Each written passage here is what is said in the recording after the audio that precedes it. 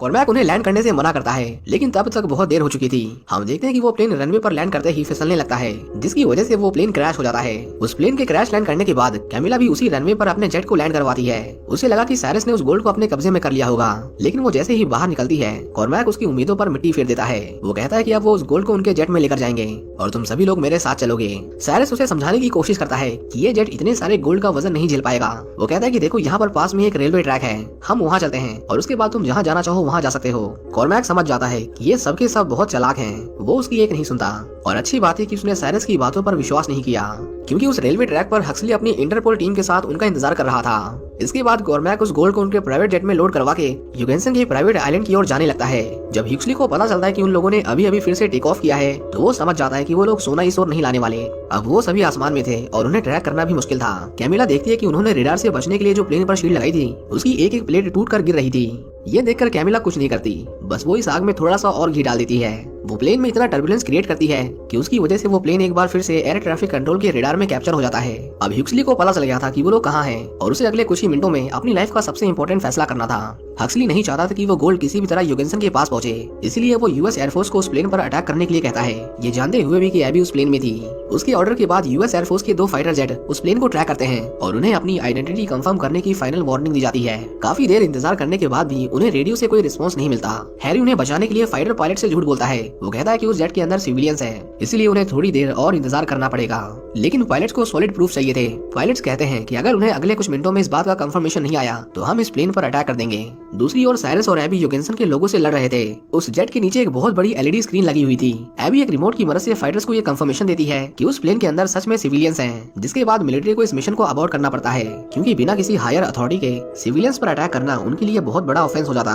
Huxley को ये बिल्कुल भी अच्छा नहीं लगता कि इन्होंने उस पर अटैक नहीं किया, क्योंकि उनका प्लेन यूगेंसन के आइलैंड के एकदम पास आ चुका था और अगर वो गोल्ड उसे मिल गया तो उसकी वजह से लाखों सिविलियंस मारे जाएंगे। हम देखते हैं कि जब वो जेट लैंड करने वाला था, तभी एक फाइबर का टुकड़ा उस जेट के विंग से जाकर टकरा जाता है। इस टकराव की वजह से प्लेन का विंग डैमेज हो गया था। यूगेंसन उस जेट को अपने पास आता हुआ साफ साफ देख सकता था, लेकिन उसे क्या पता था कि ये प्लेन उसकी ओर नहीं बल्कि उसके ऊपर लैंड करने वाला है। कैमिला अपनी पूरी कोशिश करती है कि वो उस प्लेन को सेफली रनवे पर लैंड करवा सके, लेकिन ये कर पाना नेक्स्ट टू इम्पॉसिबल था और रनवे को टच करते ही उनका प्लेन आउट ऑफ बैलेंस होकर रगड़ता हुआ क्रैश हो जाता है। हम देखते हैं कि वो सारा गोल्ड उस प्लेन से नीचे गिरकर सड़क पर बिखर जाता है। यूगेंसन उन लोगों पर बहुत गुस्सा था, क्योंकि इस पूरी लड़ाई में उसने उसके सबसे भरोसेमंद आदमी को मार दिया था। एक औरत जो उस टेररिस्ट ऑर्गेनाइजेशन की एजेंट थी, उसके फोन पर एक सीक्रेट मैसेज आता है और उन्हें पता चलता है कि ये लोग सिर्फ चोर नहीं है, बल्कि इनमें से कोई एक इंटरपोल से है। वो कहती है कि अब ये डील नहीं हो सकती, क्योंकि मुझे यहाँ से अभी इसी वक्त निकलने के ऑर्डर्स आए हैं। लेकिन यूगेंसन उसके पैर पर गोली चला देता है। वो कहता है कि उसे ये डील करनी होगी, वो इस तरह पीछे नहीं हट सकती। वो औरत गन पॉइंट पर होने के बाद भी उसे डील करने से मना कर देती है, जिसके बाद यूगेंसन उसे मार देता है।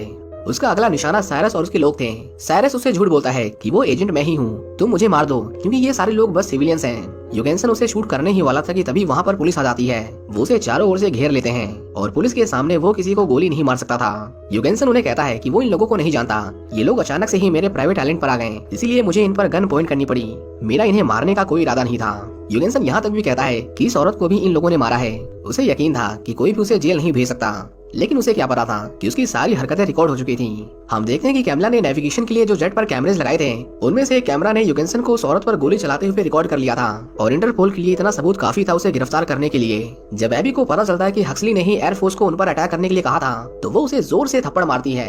हक्सली उसे समझाने की कोशिश करता है, लेकिन एबी ने फैसला कर लिया था कि अब वो इस डिपार्टमेंट के लिए काम नहीं करेगी। वो अपनी पोस्ट से रिजाइन कर देती है और साइरस के साथ वहाँ से चली जाती है। इसके कुछ हफ्ते बाद हम साइरस और एबी को एक साथ देखते हैं। ये दोनों अब एक दूसरे को डेट कर रहे थे और वो दोनों काफी खुश थे।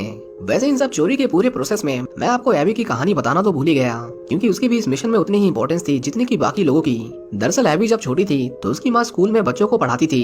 एबी अपने एक सीक्रेट मिशन के दौरान जब साइरस से पहली बार मिली थी तो उसने साइरस को बताया था कि उनके स्कूल में एक 300 साल पुरानी पेंटिंग थी। वो कहती है कि काफी लोगों ने उस पेंटिंग को खरीदने की कोशिश की, लेकिन एबी की माँ ने अपने जिंदा रहते कभी भी उस पेंटिंग को नीलाम नहीं होने दिया। लेकिन वो कहते हैं ना कि जिस चीज को इंसान खरीद नहीं सकता उसे वो चुरा लेता है। उस पेंटिंग के साथ भी बिल्कुल वही हुआ। किसी ने उस पेंटिंग को स्कूल से चोरी कर लिया। वो चोर कभी पकड़ा नहीं गया और क्योंकि वो पेंटिंग एबी की माँ के दिल के बहुत करीब थी, इसीलिए वो उसके चोरी होने के बाद अक्सर दुखी रहती थी और आखिर में उनकी मौत हो गई। तभी से एबी ने फैसला कर लिया था कि वो इंटरपोल को ज्वाइन करेगी और उन लोगों को पकड़ेगी जो आर्ट की कदर नहीं करते और बस पैसों के लिए उन्हें ब्लैक मार्केट में नीलाम करते हैं। इसी वजह से वो शुरुआत में साइरस को भी पसंद नहीं करती थी, लेकिन धीरे धीरे उसकी ये सोच बदल गई, क्योंकि साइरस कुछ चोरी नहीं करता था, वो बस उस चीज की वैल्यू बढ़ाता था जैसा उसने एनेट की एनएफटी के साथ किया था। साइरस को भी एबी की इसी बात से प्यार हो गया था कि वो आर्ट की कितनी रिस्पेक्ट करती है। उसे लगा कि ये लड़की बिल्कुल उसकी तरह है, बस फर्क ये है कि मैं एक चोर हूँ और वो एक पुलिस ऑफिसर। वो एबी को बताता है कि उस दिन तुम्हारे स्कूल से जो पेंटिंग चोरी हुई थी, मैंने उसे ढूंढ लिया और सबसे इम्पोर्टेंट, मैंने उसे उस चोर से खरीद लिया और मैं तुम्हें वो गिफ्ट करना चाहता हूँ। एबी ये सुनकर बहुत खुश होती है और अब उसके दिल में साइरस के लिए रिस्पेक्ट और ज्यादा बढ़ गई थी। साइरस एबी को बताता है कि ये तो कुछ भी नहीं, क्योंकि अब जो मैं तुम्हें बताने वाला हूँ उसे सुनकर तुम चौंकना मत। साइरस उसे बताता है कि हमने वो पूरा सोना चोरी कर लिया है। एबी को लगा कि वो मजाक कर रहा है, लेकिन ऐसा नहीं था, वो सच बोल रहा था। उन्होंने सच में पूरा सोना चोरी कर लिया था। दरअसल हुआ ये था कि उन्होंने फेक गोल्ड की एक दूसरी कैरेट बनाई थी और उस कैरेट को भी योगेंसन के सोने के साथ ट्रांसपोर्ट किया जा रहा था। जब मैग्नस ने वो सेफ खोली थी तो उसने मौका पाते ही असली वाले गोल्ड को उनके नकली वाले गोल्ड से बदल दिया था। इसका मतलब इतनी देर से वो जिस सोने के लिए लड़ रहे थे वो असली गोल्ड था ही नहीं। हमें ये भी पता चलता है कि ल्यूक यानी कि उनका वो इंजीनियर जिसने मिशन पर आने से मना कर दिया था, वो भी उनके प्लान का एक हिस्सा था। दरअसल उसका काम था कि जब मैग्नस असली गोल्ड को प्लेन से गिरा दे तो उस गोल्ड को सही सलामत जमीन पर लैंड कराना, और इस तरह उन लोगों ने एक ही तीर से 3 निशाने लगाए थे।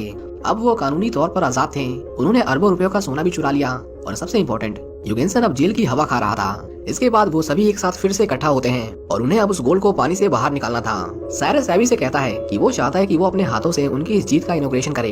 एबी जैसे ही रिमोट का बटन दबाती है, हम देखते हैं कि गोल्ड की पूरी कैरेट जो पिछले 1 हफ्ते से पानी के अंदर डूबी हुई थी वो बाहर आ जाती है। वो सभी खोजते हैं और हक्सली जो इतने समय से इस पूरे मिशन का क्रेडिट खाने की फिराक में था, उसके हाथ कुछ नहीं लगता। इसी के साथ ये मूवी यहीं पर खत्म हो